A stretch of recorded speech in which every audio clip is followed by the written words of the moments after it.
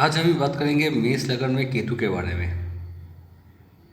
सबसे पहले बात क्या है कि केतु का जो दृष्टि के बारे में बात है ना, केतु का हम नहीं मानते केतु का कोई दृष्टि है। जहाँ पे भी बैठते हैं वहीं पे वो बैठ उसका इफेक्ट दिखाता है। क्योंकि पुराण के हिसाब से भगवान विष्णु ने जो असुर था उसका जो धड़ था वो सर से अलग कर दिया था, और जो सर था वो हो गया, सर आपका राहु हो गया, और जो धड़ है वो केतु बन गया।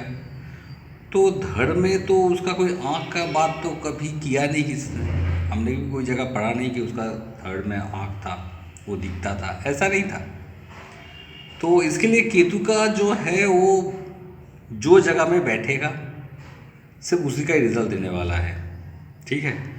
और दूसरी जगह का जो दृष्टि का बारे में हम बात नहीं करेंगे।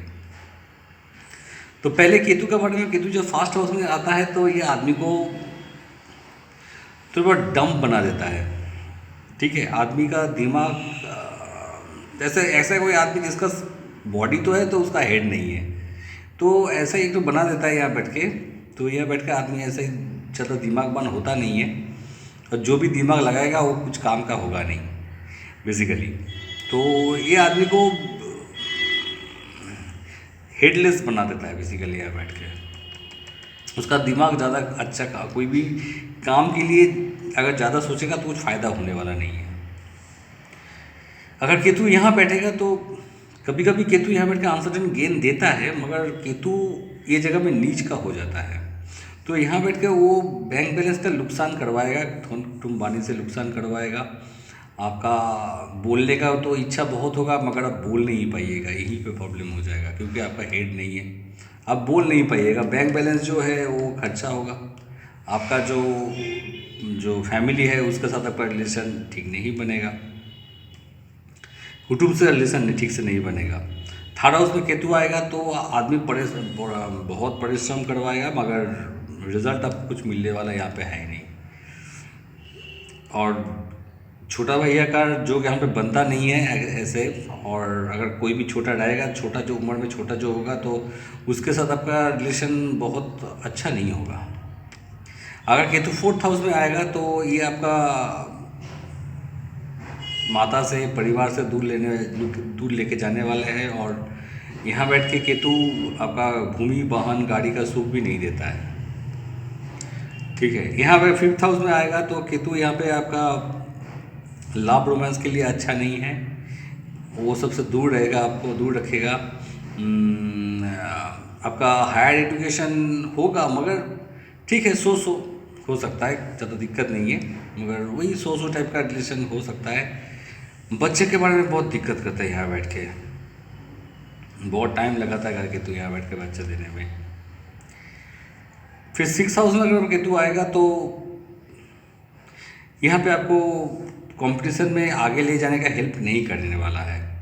और 101 बात यही है कि केतु यहाँ बैठ के आपको ज़्यादातर वो जो आपका लोन में और फिर आपका एनिमी में ज़्यादा दिक्कत नहीं करेगा। आपका यहाँ बैठ के केतु लोन और फिर आपका एनिमी ये सब आपको ज़्यादा देने वाला है नहीं, ठीक है। मोटा मोटी जगह में केतु थोड़ा बहुत अच्छा ही देता है। अगर आपका बूथ का ठीक ठाक रहेगा तो आपको इतना खराब यहाँ पे केतु देने वाला है ही नहीं।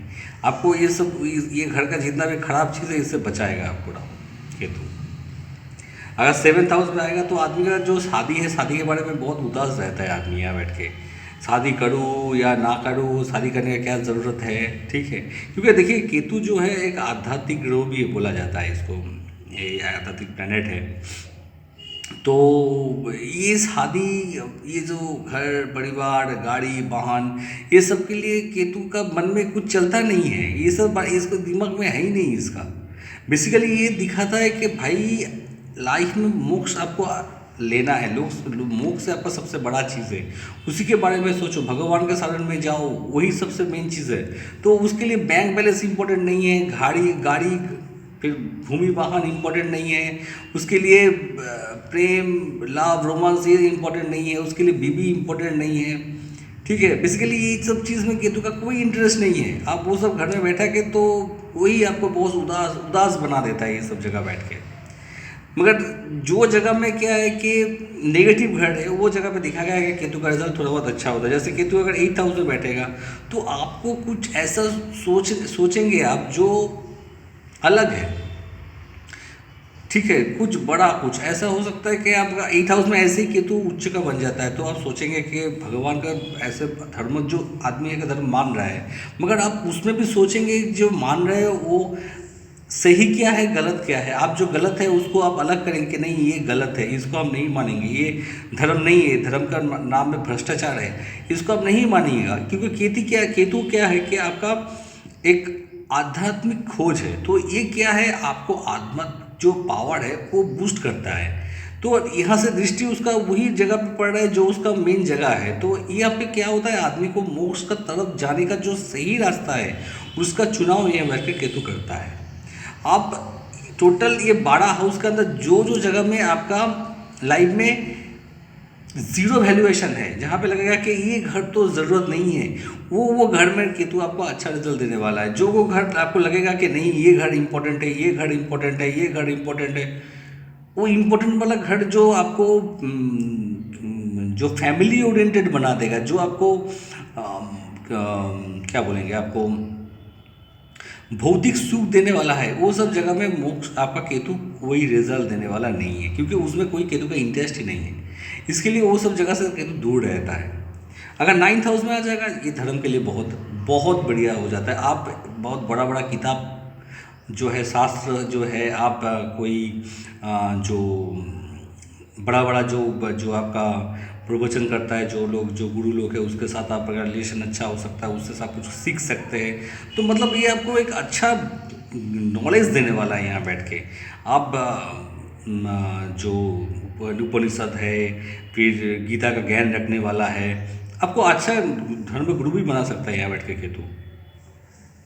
अगर 10th हाउस में आएगा तो बेसिकली 10th हाउस में केतु वही ये जॉब टॉप, ये बिजनेस देखे ज़्यादा केतु दिमाग लगाता नहीं है ये सब बैठ के, क्योंकि ऐसे केतु के पास दिमाग है नहीं। अगर यहाँ बैठ के कोई आदमी अगर टीचर बन जाता है, कि कोई आपका धर्म गुरु बन जाता है, तो ये सब के लिए ठीक है, ठीक है। आप कोई मंदिर में या कोई सोशल वर्क कर लिया, ये सब के लिए ठीक है, मगर अदर कोई जगह के लिए ठीक नहीं है। अगर केतु यहीं पे आ जाएगा तो लाभ के साथ तो केतु का कोई रिलेशन बनता नहीं है, क्योंकि वो उसी का कारक ग्रह है ही नहीं केतु।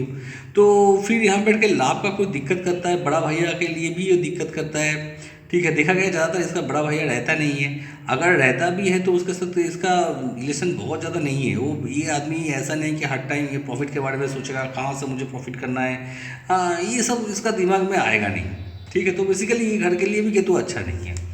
अगर 12th हाउस में, ये घर के लिए केतु सबसे बढ़िया है।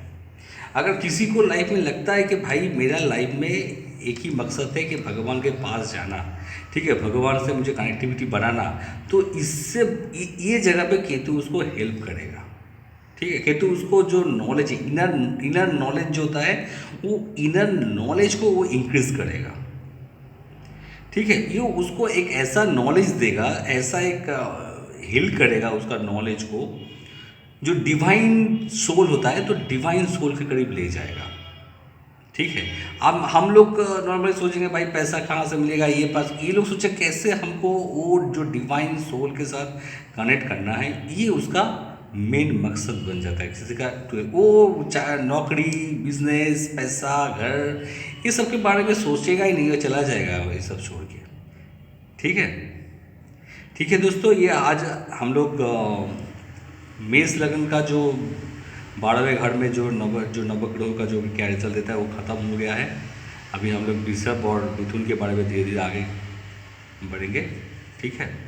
ओके, चलो, जय श्री कृष्ण।